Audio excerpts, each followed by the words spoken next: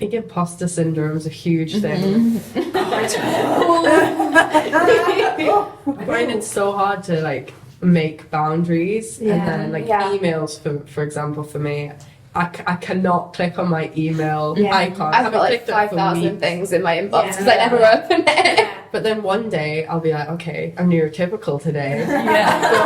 Do them all, and then think like I'm completely fine, and then be in burnout the next day. It just doesn't ever stop. So I think like that leads on to your next point, which is like what helps your burnout, and how can you kind of pull yourself out or prevent yourself from having a really extreme burnout, if that is possible. I think for me, to go back to the bank analogy, avoiding burnout is about living within your means. So radical acceptance of yourself is difficult. I'm not going to sit here and pretend it's easy. But once I sat myself down and was like, you know what, you are autistic. You are clinically ill, and you spend so much time campaigning for the rights of young people with your disability. Why don't you show yourself that same grace? And I quit my job.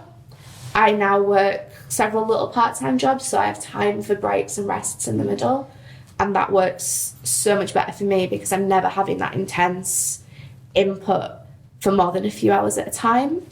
And I've done as much in my home as possible to reduce that spending of energy. So no more ironing clothes, no more folding clothes. We have clean laundry boxes that everything goes into and everything comes out of, and that's that done.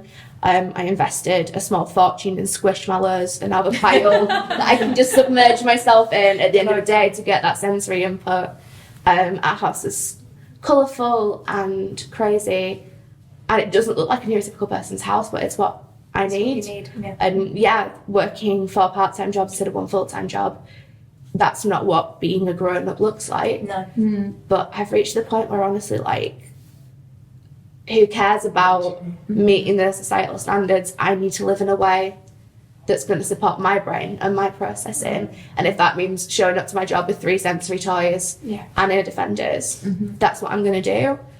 And amazingly, because I work with young people who are also with a variety of disabilities, having learned that lesson myself, the kids I work with now are not learning that shame. They're not learning to put on that mask that leads to burnout in the first place. They will stand freely in my classroom and tell me what they need.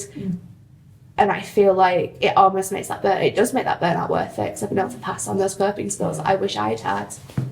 So I guess some of the things that help me with burnout is linking to your point about kind of being an example, and that, because it's hard to do it for yourself. So like thinking like, if you're going out and you're wearing your ear defenders and you have an assistance dog, then that might help somebody else give themselves the needs they want. I also think the thing that's helped me the most is having a spiritual awakening. And now I spend like an hour every day doing yoga, meditating, journaling, and mindfulness is definitely like a treatment for burnout. Like I've had a fraction of burnouts compared to what I was having before, because I can just breathe and bring myself back to myself and ground in. I think that's what we really don't have enough literature or support for neurodiverse people to get into mindfulness and get into spirituality, and we're gonna keep hurting ourselves if we don't kind of talk more about this. How about you? It varies. I think for me, I'm just trying to think when my last experience. No, the other week, where I just sat in bed. I think knowing your limits, and then I'm not saying make a plan and then if you go over that plan you step over the mark kind of thing, because life will bring 500 different things at you, and it's how you navigate all those different things.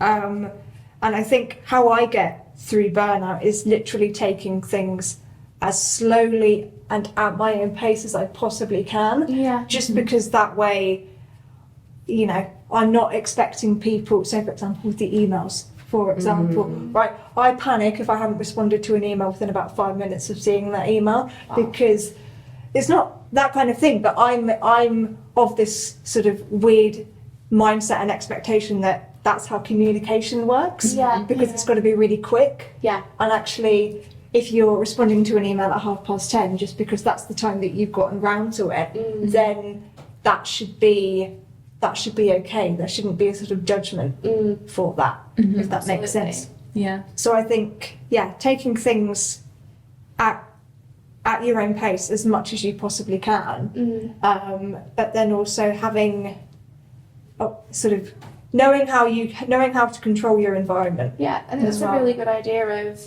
something that I've done going forward.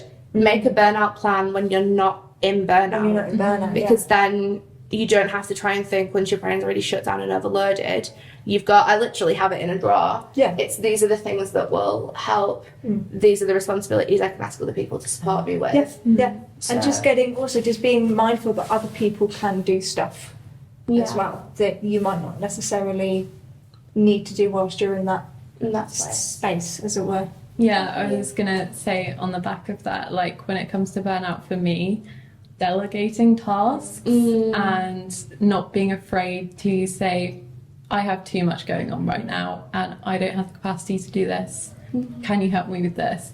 And it doesn't necessarily have to be, you think of like, oh, I'll get someone else to help me draft this email or whatever. It can be things like when I'm in burnout, I find it really difficult to find clothes that will be okay for me, and like having one of my parents come into my room and say, okay, how are we feeling today? Like, which clothes are we going to wear on a really bad burnout day helps immensely, because that's like one less thing that I have to spend energy on, and I have energy to do something else.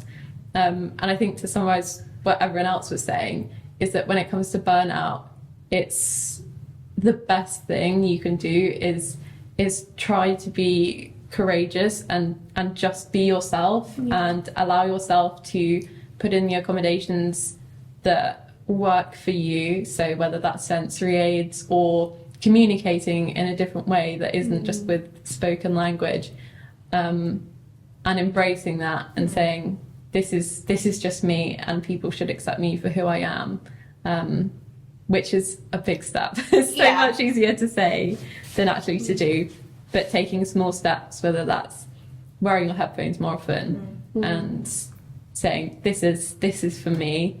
I don't need to. Wearing headphones is wearing headphones, like it doesn't matter. It doesn't matter how much you wear your headphones. If you're wearing your headphones all day to block out the noise, then that's what you need. So I think that's how burnout is prevented for me.